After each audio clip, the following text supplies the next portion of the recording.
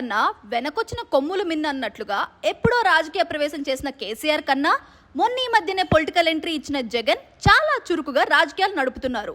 ఓడినా గెలిచినా ఎప్పుడు ఏదో ఒక రకంగా వైసీపీ పార్టీ పేరు వినిపించేలా, జగన్ జాడ మీడియాలో కనిపించేలా జాగ్రత్త పడుతున్నారు.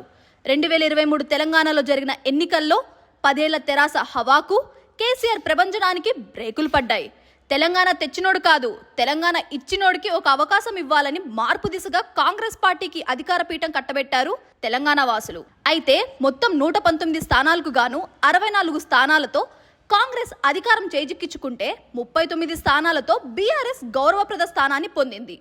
ఇక బీజేపీ 8, ఎంఐఎం 7, సిపిఎం 1 స్థానంలో విజయం సాధించాయి.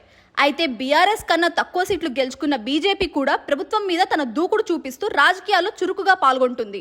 ఒక ఉద్యమ నేతగా, తెలంగాణ రాష్ట్ర సాధన కర్తగా గుర్తింపు పొందిన కేసీఆర్ మాత్రం ఒక్క ఓటమితో కుంగిపోయారనే చెప్పాలి.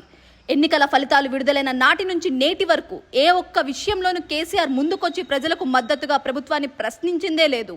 పార్టీ తరపున నిర్వహించే ఏ కార్యక్రమంలోనూ కేసీఆర్ పాలు పంచుకోవడం లేదు. అన్నిటినీ కొడుకు కేటీఆర్, మేనలుడు హరీష్ రావు చేతికి అప్పగించి కేవలం ఫామ్ హౌస్ కి మాత్రమే పరిమితమవుతున్నారు.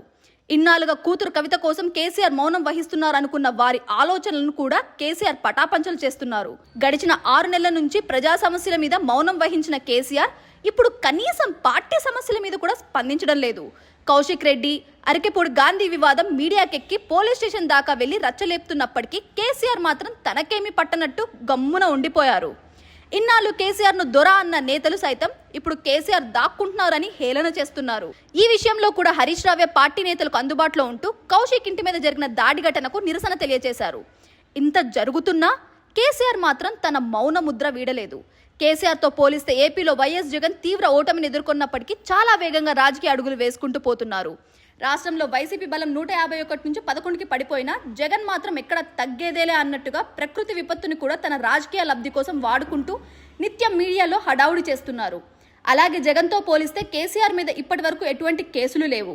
అలాగే కుటుంబ సభ్యులతో విభేదాలు లేవు. కానీ జగన్ అవన్నీ మోస్తూ కూడా ఇంకా రాష్ట్ర రాజకీయాలను తన వైపు తిప్పుకోవడానికి ప్రయత్నాలు కొనసాగిస్తూనే ఉంటున్నారు.